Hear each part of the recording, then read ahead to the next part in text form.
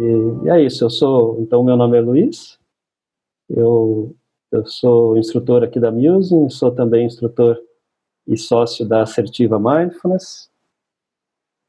Eu me formei, eu pratico há cerca de 10 anos, não só Mindfulness, como também outras práticas meditativas e conhecimentos em algumas tradições, mas especialmente no Buda Dharma, né, no budismo, de onde vem o Mindfulness, inclusive, né, como conhece hoje. E em 2013 eu participei da primeira turma de formação de instrutores oferecida pela Mindfulness Trainings International, o meu professor, o Jan Chub, oferecida no Brasil por ele, né? Primeira turma. E aí de lá para cá são aí 6 para 7 anos oferecendo cursos, oferecendo workshops, oferecendo agora formação de instrutores também, palestras, e agora retiros também.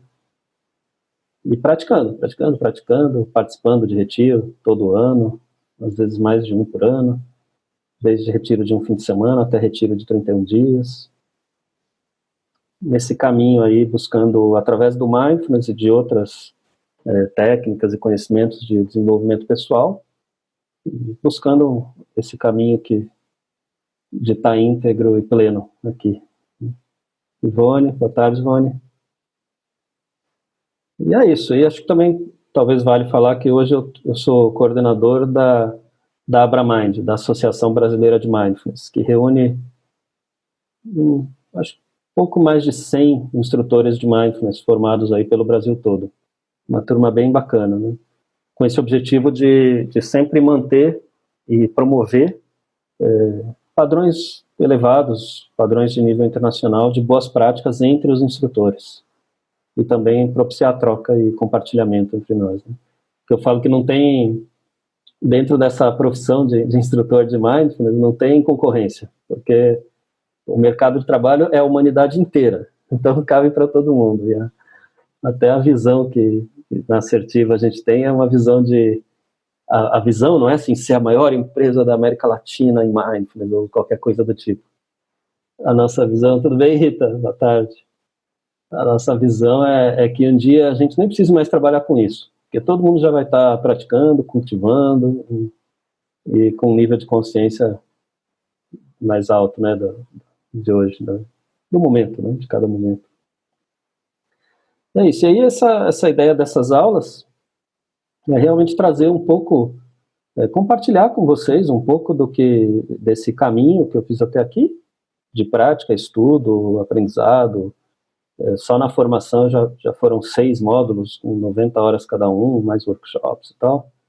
Então, poder trazer um pouco e compartilhar, né? Então, claro, quanto mais tiver de vocês se colocando quanto a dúvidas e perguntas e comentários, melhor ainda, porque aí o diálogo cresce em riqueza. E também compartilhar algumas práticas meditativas, algumas técnicas mesmo para desenvolver. E a escolha do tema aceitação, como eu falei na semana passada, é porque realmente é um dos temas que mais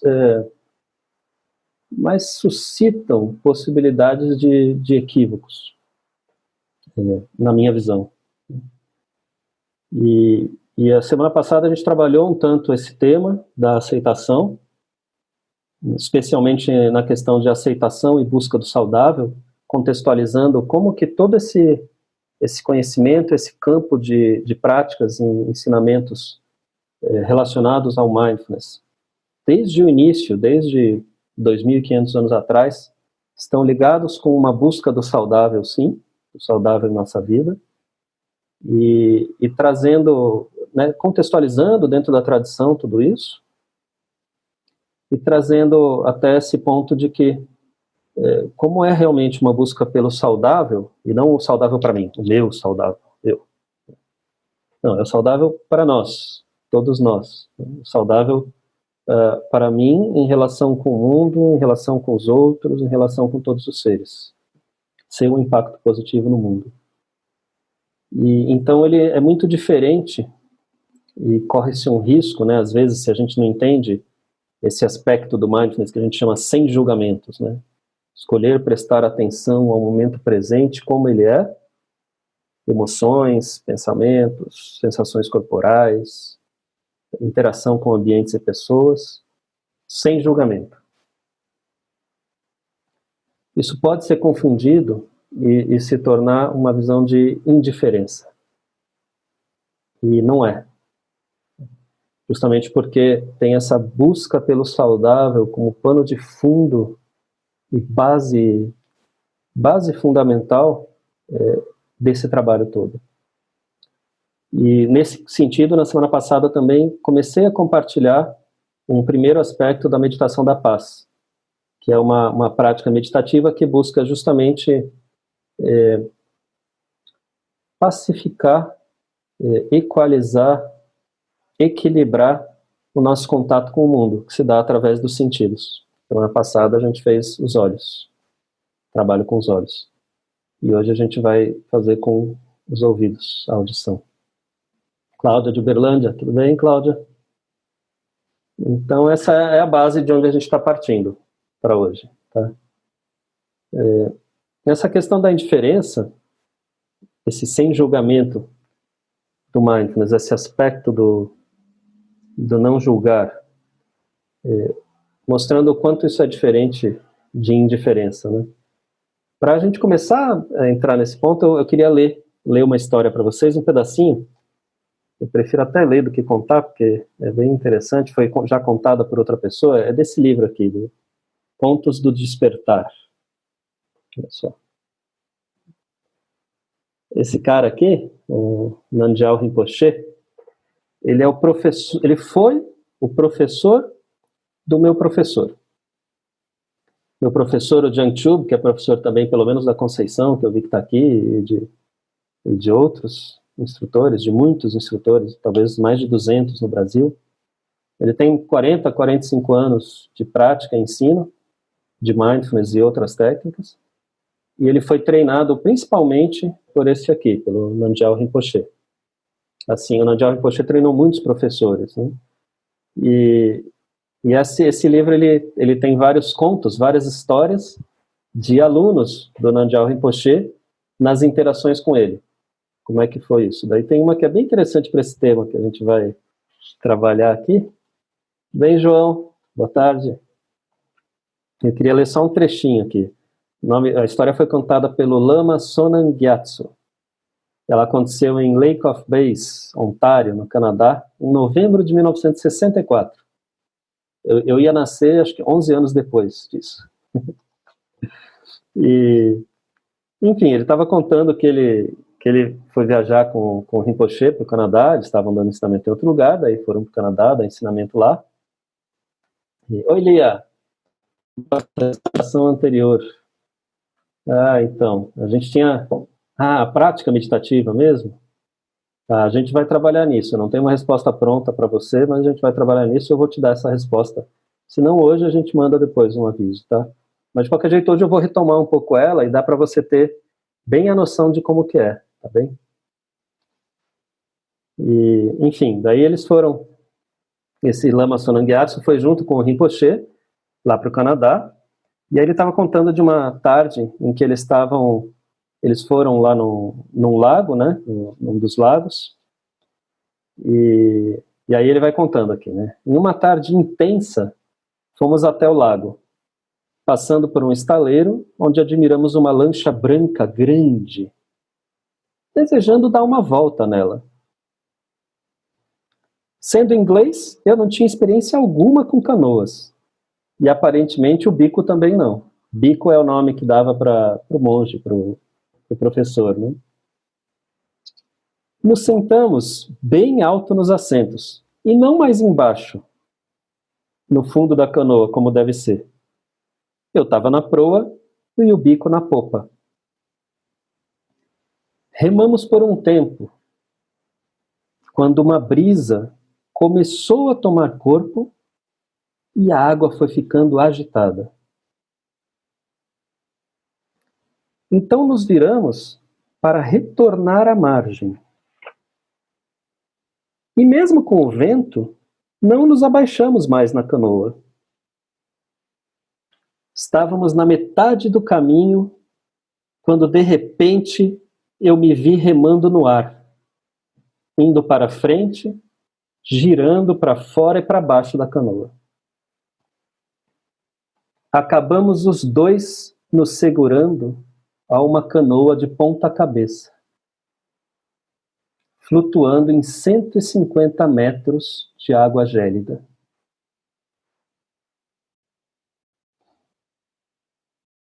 Essa é uma daquelas situações, né? Como muitas que acontecem. Essa é uma situação limite, né? De repente virou numa lagoa de água super gelada, a canoa foi parar debaixo da canoa, dentro de um lago, né? Risco de morte mesmo aí, né? Mas a gente se encontra no dia a dia, na vida, em diversas circunstâncias em que a gente também, de repente não tão extremas assim, mas circunstâncias em que a gente precisa tomar decisões, em que a gente precisa fazer alguma coisa. Então, isso vai desde, não sei, talvez uma dificuldade de relacionamento com um filho adolescente, por exemplo. Eu me lembro de uma amiga que conta uma história de que quando ela tinha uns 16 para 17 anos, ou 15 anos, por aí, adolescente, que sempre, que a vida dela era um inferno, era uma loucura, era o tempo todo discussão e briga com o pai, principalmente, mas com a mãe também, porque ela queria fazer um monte de coisas, tinha um monte de impulsos e vontades, como adolescentes têm. Os pais, muitas vezes, colocavam seus limites, né? Nem sempre deixavam e liberavam. E aí, enfim, tinha essa vida que era muito difícil, né? E ela conta que hoje, né, ou, enfim, quando ela me contou, muito tempo depois, olhando para trás, ela se lembra nitidamente de um dia em que ela foi pedir para o pai dela para fazer alguma coisa, sair, acho que à noite, voltando, ir para um determinado lugar, que o pai dela não deixou, e que ela ficou indignada, furiosa, né, quis saber o porquê, quis se colocar, e que o pai dela simplesmente falou, olha, eu poderia te dar muitos e muitos argumentos de porquê eu acho melhor você não ir. Mas o mais importante é porque eu não quero. Eu acho que não vai ser bom para você.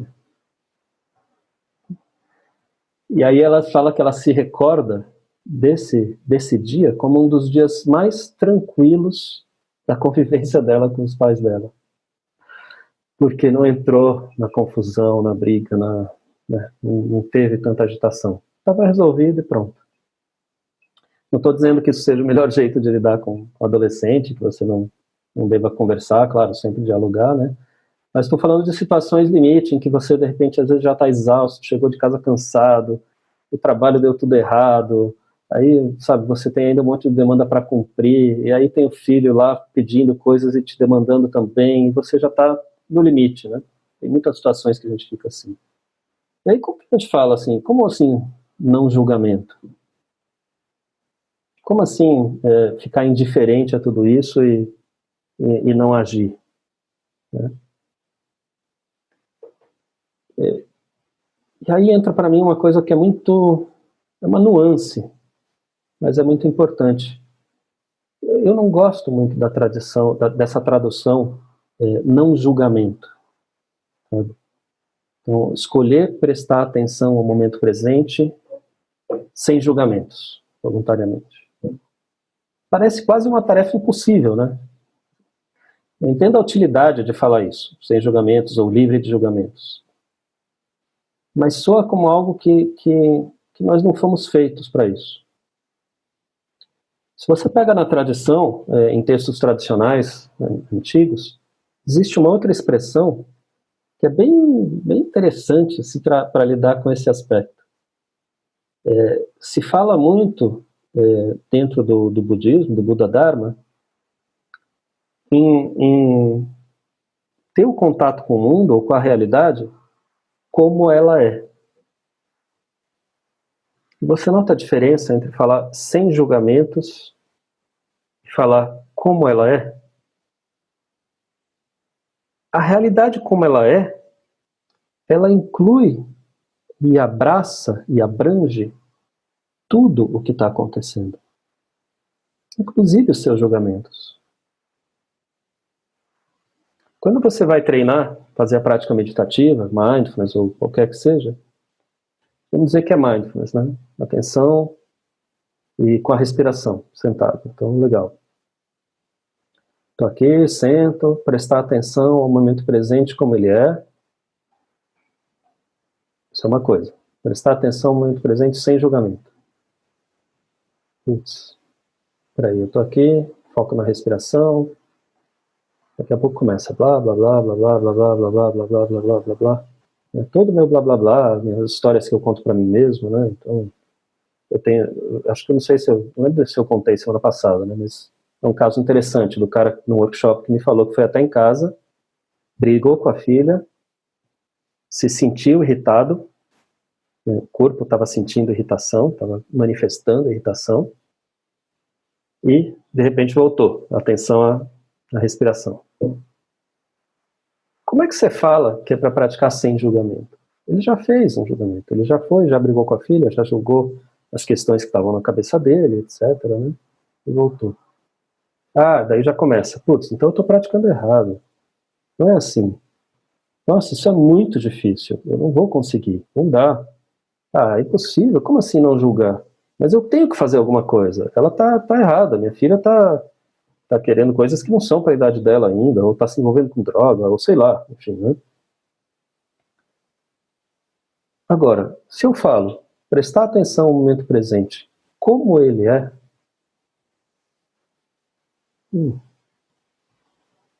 tá, começou um pensamento na minha cabeça, eu imaginei uma situação, uma cena, eu com minha filha, enfim, falando alguma coisa, eu ficando irritado, brigando com ela, eu senti a irritação no meu corpo, uma hora eu percebi que eu estava nesse processo, tomei a decisão de trazer a atenção para a minha próxima respiração. Se é prestar atenção ao momento presente como ele é, então está tudo certo, está tudo incluído. Entende? Todo esse processo meu de julgamento, inclusive, ele está abrangido e faz parte da prática. Não tem nada de errado. Qual que é um aspecto interessante nisso? Para que isso serve dessa forma para a nossa vida, para o nosso dia a dia, treinar desse jeito? Porque não é o fato de você repetidas vezes, dezenas e dezenas de vezes, perceber que você, entre aspas, se distraiu, decidir que isso não serve e retornar a atenção para o corpo vivo respirando. Não é isso exatamente, esse treino, que vai te desenvolver a capacidade, vamos dizer, de ter uma mente mais tranquila, de ter uma mente mais sossegada, menos agitada, com emocional menos agitado. Não é isso. Isso é só um treino para te ajudar a desenvolver uma certa, vamos dizer, para te ajudar a desenvolver uma consciência do que está acontecendo.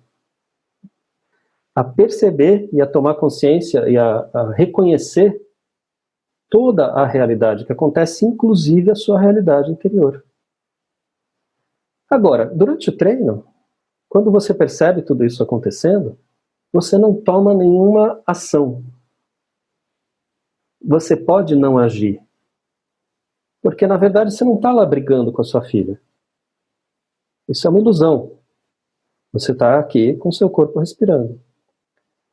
Então, o que acontece? Enquanto você está fazendo esse treino, em vez de você se mexer e coçar, e daí levantar, falar, não consigo mais, não está dando certo, eu não consigo fazer essa prática, isso é muito difícil, esse negócio de sem julgamento, de não dá e tal, e você agir e mudar tudo, você está se permitindo continuar repousando, continuar tranquilo no seu corpo, parado aqui, enquanto tudo isso acontece.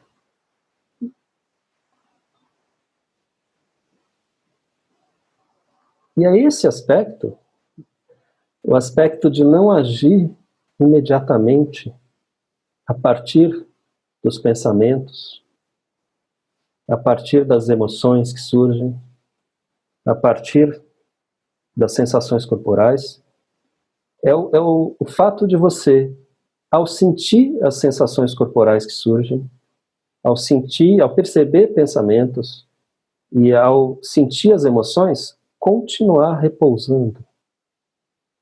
Esse que é o treino de verdade.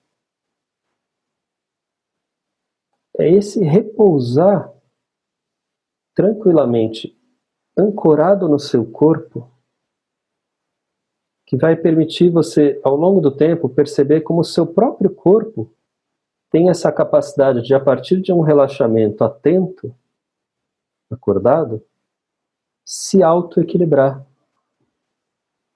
Você vai sentindo, sabe, não sei se quem já pratica sabe, né, que de repente você está aqui, aí às vezes dá um puxão assim, ou você sente uma coisa aqui, que é o seu corpo se equilibrando, são processos energéticos do seu corpo se acalmando.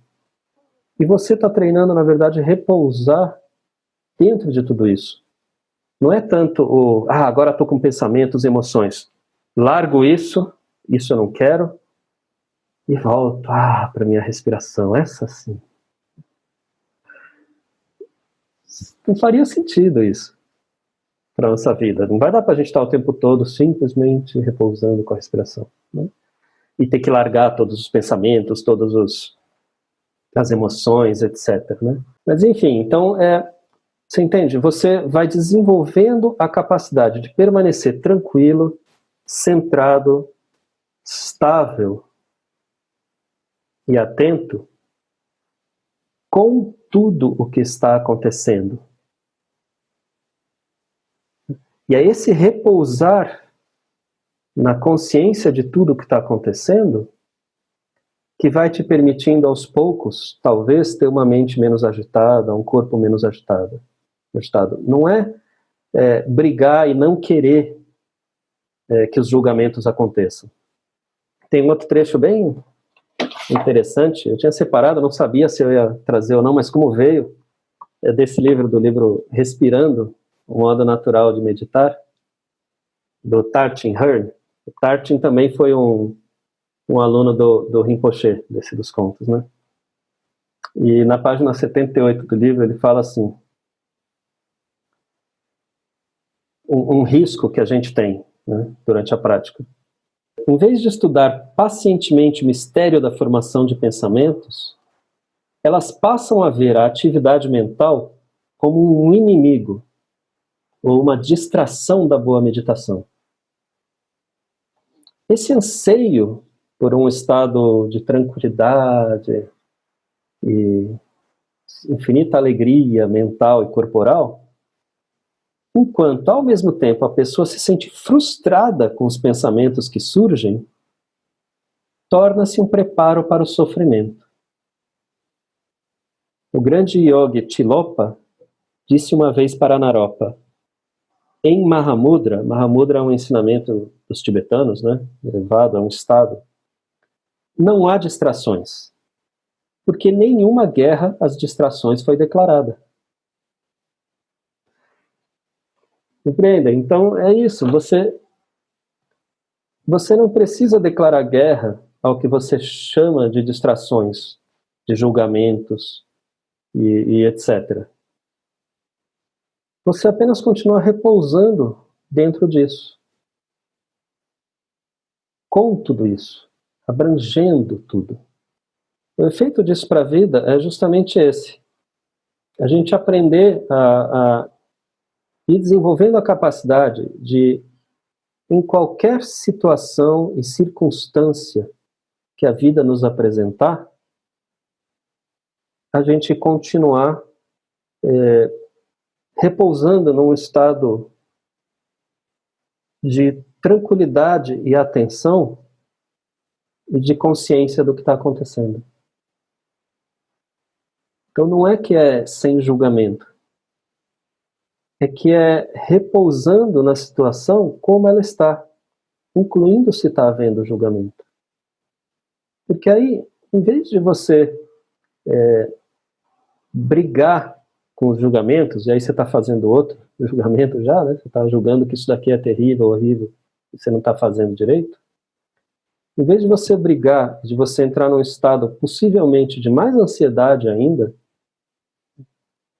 você apenas aprende a abraçar tudo como está e a levar todas essas questões em conta para tomar as suas decisões no dia a dia.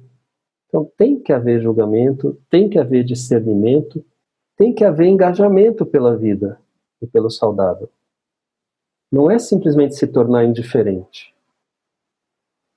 O meu professor, o Jiang Chub, conta uma história, eu não lembro se foi algo que ele vivenciou ou que algum colega dele contou para ele, de ele estar em algum lugar na Índia, num barco, e uma criança cair na água e começar, né, enfim, caiu na água, pode se afogar, né? E ele viu muitas pessoas simplesmente não fazerem nada. E meio que naquela postura de, esse é o karma dela, esse é o que aconteceu para ela. Isso não é mindfulness, isso não é saudável, isso não é empático, isso não é equanimidade, isso é indiferença.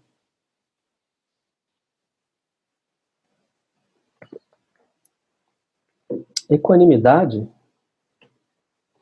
que é a raiz de onde está esse aspecto do sem julgamento, ou do como é, a vida como ela é. Equanimidade tem a ver com um estado de equilíbrio interno, de forma que você não seja levado pelas circunstâncias.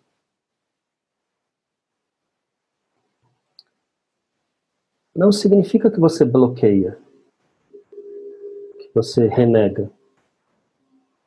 Significa que você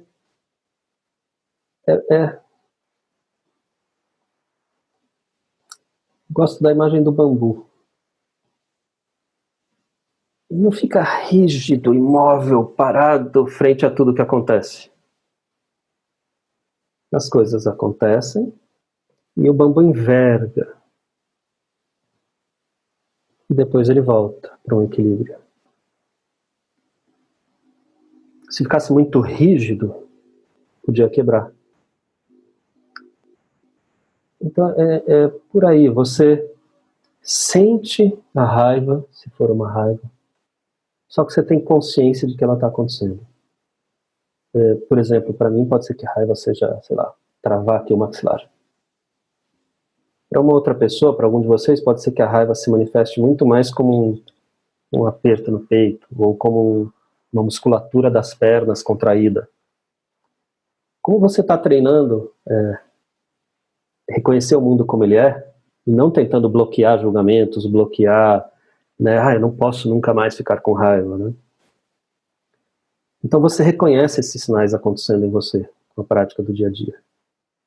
E aí, se você está em qualquer lugar, em qualquer momento, qualquer circunstância, e isso acontece, como você está treinando aceitar, reconhecer tudo como é, aceitar e olhar para tudo isso sem indiferença.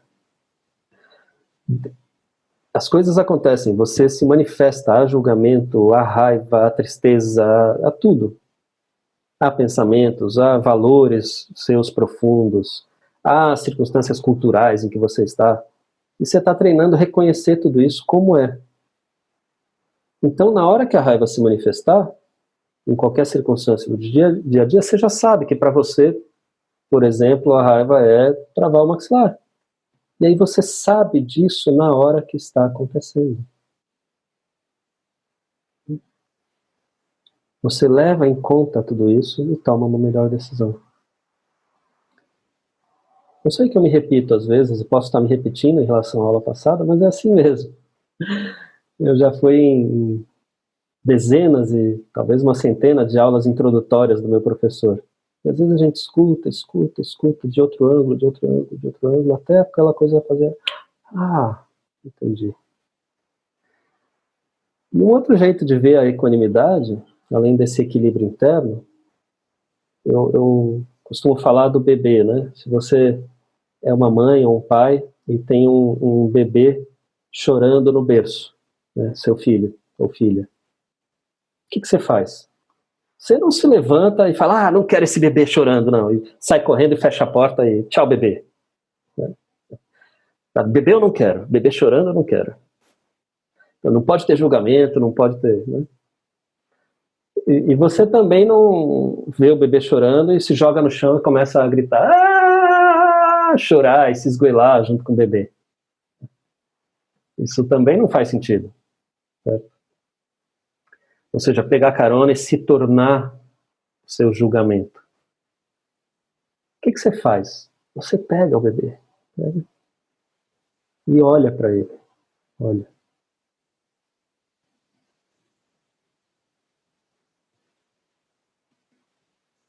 E às vezes, só de você olhar pro bebê, ele já se acalma. Ou às vezes não. Às vezes ele não se acalma, às vezes ele continua chorando. Mas se você está olhando para ele, reconhecendo que aquilo está acontecendo, você tem mais chances de tentar de compreender a situação, o que ele precisa. Então esse termo sem julgamento, ou como ele é, que eu prefiro, né? Escolher prestar atenção ao momento presente, momento a momento, como ele é. É isso. É apenas olhar para o bebê. Agora veio um julgamento, agora veio uma emoção atrelada a um julgamento, agora veio uma sensação corporal, uma dor em alguma parte do corpo, que me trouxe irritabilidade, esse tipo de estado emocional, que propiciou certos pensamentos desagradáveis. Eu estou olhando, estou tomando contato. Então não tem absolutamente nada a ver com indiferença. E isso se aplica muito fortemente a aspectos emocionais também, que é o tema que vai ser do nosso próximo encontro. Aceitação e especialmente a questão da inteligência emocional, com base em tudo isso que a gente já tratou, né? Da busca do saudável e do abarcar e abranger a realidade inteira do jeito que ela é, em busca do saudável, em vez de achar que você tem que bloquear o que aparentemente você acharia não saudável. Você abrange, olha tudo, aí você tem discernimento, porque você vê a realidade toda exatamente como ela é, não através dos nossos filtros que a gente sempre faz, né? Você reconhece os filtros acontecendo,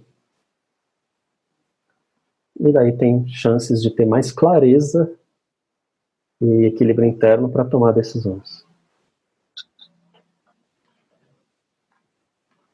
De novo no respirando, como que o Tartin coloca a equanimidade, né? Vale a pena a gente ler, porque é um cara que tem mais de 50 anos de experiência, né?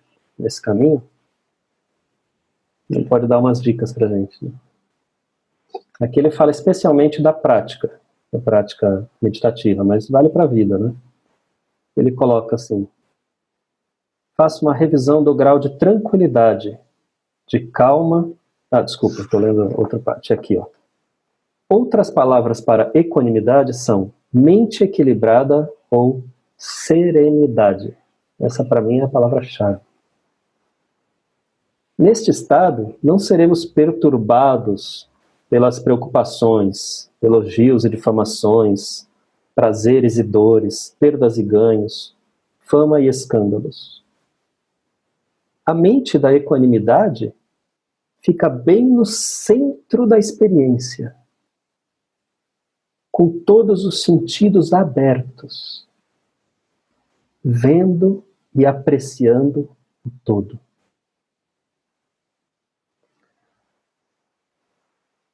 durante a revisão da sua prática, ou do seu dia, ou da sua vida, pergunte a si mesmo quanta equanimidade, mente equilibrada ou serenidade estava presente.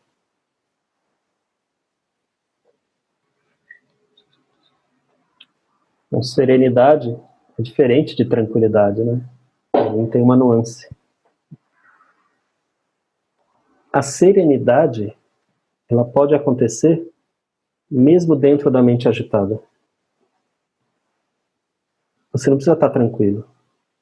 Você pode estar sereno internamente dentro de qualquer experiência que aconteça. Sem necessidade de ação imediata. Não é isso. E daí, aproveitando que ele fala da questão dos sentidos, a gente pode... aliás, se vocês quiserem comentar algo, não sei se isso tudo orna para vocês, se faz sentido para vocês. Tá? Se vocês quiserem colocar alguma dúvida ainda, algo que ficou, por favor, coloquem aí. Mas... que aí a gente pode tratar ali antes de entrar na prática. Maria Luísa. Legal. Bom que costurou para você, que fez sentido. A gente está tentando fazer isso, né, de cercar e olhar esse tema da aceitação por diferentes ângulos, né, e construir sentido para isso, pra gente. Enfim, se alguém tiver alguma... Legal, Rita. Legal, se tiver dúvida depois, manda no contato de WhatsApp, manda em algum canal que você tiver aí com a gente. Ouvir a meditação à noite no YouTube. Puxa, Sandra, Sandroca, deve ser Sandra, então.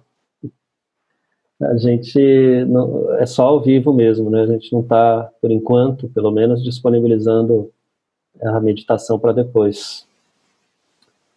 Nesse fim de semana que passou, a gente disponibilizou, abriu a gravação durante o fim de semana, né? Mas por enquanto não. Depois eu vou conversar com meu amigo Rafa aqui, ver o que é possível fazer, a gente avisa todo mundo, tá? Então, a canoa tinha virado. E os dois, o Lama Sonam Gyatso e o mestre, o professor, o Rinpoche, estavam nas águas geladas do lago no Canadá. Aí o Lama Sonam Gyatso contando. Sendo um bom budista, em minha mente vieram pensamentos do tipo: bom, acho que vamos morrer agora. Onde será o próximo nascimento? O Bico era o professor, né, o Rinpoche, começou a gritar: socorro, socorro! Achando que ele estava se afogando, eu tentei agarrar o seu braço e recebi o olhar mais horroroso que eu poderia imaginar. Aí caiu a ficha. Ah, essa é uma boa ideia. Pedir ajuda. Eu estava entrando em filosofias sobre a minha próxima vida, e já resignado em morrer, e ali estava ele fazendo o óbvio, pedindo ajuda para nos salvar. É um exemplo de que não é indiferença, né? Ensinamento não serve para indiferença. No caminho espiritual é muito comum a gente ir por aí. É isso, pessoal. Obrigado pela presença de vocês, por acompanhar. Espero que continue sendo útil para vocês. Semana que vem, na próxima segunda, às 14h, a gente vai ter de novo esse tema de aceitação, mas daí com um olhar mais específico ainda sobre as emoções em si, como que isso nos ajuda a desenvolver mais inteligência emocional. A gente vai ter mais uma parte da meditação da paz, agora indo para a consciência de nariz, de olfato. Tá? E eu sugiro que vocês pratiquem durante a semana, pratiquem essa meditação, mas não só essa meditação. Vocês podem praticar diariamente, no dia a dia, né? A partir da base dessa meditação na paz, pode praticar no dia a dia, pacificar os olhos e o olhar, né? Pacificar o escutar, É uma prática para a vida, para qualquer momento. E eu sugiro que vocês pratiquem, que daí na semana passada a gente vem mais alinhado ainda, na semana que vem. E chamem amigos, se acharem que alguém pode se beneficiar, que pode curtir, pode chamar. Isso aqui é aberto, gratuito, o tempo todo. Ah, se vai ficar gravado, Luísa? Aqui, ó, o Rafa está deixando também um convite para assinar o canal no YouTube. Vai ficar gravado sim. Mas aqui, ó, o Rafa está dizendo que por enquanto a gravação não está disponível. Mas está gravado. Alguma hora a gente vai montar alguma possibilidade aí do pessoal poder acessar depois, tá? E é isso. Obrigado, Diarlete. Arthur, meu querido Arthur, colega instrutor também, amigo. Obrigado, Arthur, pela presença. Que bom que vocês gostaram. Conceição, Rita. Aqui, ó, tem um convite também para entrar num grupo de WhatsApp, onde a gente manda informações, inclusive as informações, se a gravação ficar disponível em algum momento, nesse grupo de WhatsApp vocês vão saber, então vale a pena entrar, quem quiser. É um grupo que não é permitido todo mundo mandar mensagem, só o pessoal da Musing mesmo, então não vai lotar seu celular de mensagens, tá? Raquel, valeu, Raquel. Obrigado, Fátima. Que bom que vocês estão gostando. Eu estou gostando, eu estou curtindo dessas aulas. Obrigado ao Rafa pelo convite também. Então é isso, pessoal. Muito obrigado. Estamos passando aqui, no meu relógio já tem 2 minutos a mais. Eu sei que no meio da tarde as pessoas se organizam para ficar o tempo, né? É difícil achar um tempo no meio da tarde. Então eu vou tomar a liberdade de encerrar aqui, para não ficar prendendo o pessoal. Agradeço muito a todos vocês. Muito obrigado. A gente continua semana que vem. Um grande abraço. Valeu.